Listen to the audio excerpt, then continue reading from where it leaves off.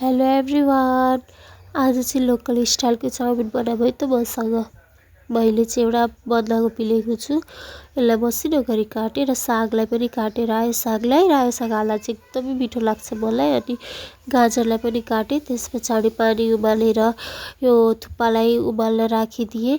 यो एकछिन मजाले उम्लिसकेपछि यसलाई झिकेर चिसो पानीले मजाले पखालेँ। चिसो पानीले मजाले पखालिसकेपछि यसलाई साइडमा राखेर कराही बसाएर तेल तताएँ। त्यसपछि तेल मजाले तातेपछि लसुन र प्याजलाई फुराएँ। अनि चना मटर र बन्दाकोपी साग हालेर मजाले चलाएँ। त्यस पछाडि गाजर अनि मसँग उसिनेको आलु थियो त्यो पनि एड गरेँ र अहिलेको थुक्पालाई एड गरेँ। नुन अजिनाहरू चाहिँ अघि नै एड गरिसकेको थिएँ मैले। त्यस पछाडि सोया सस राखेँ। सोया सस राखिसकेपछि यसलाई मजाले चलाएँ एकछिन र यो यतिको देखिएको छ। त्यस पछाडि प्लेटिङ गरेँ र यहाँ म खाँदैछु। Okay, thanks for watching. By.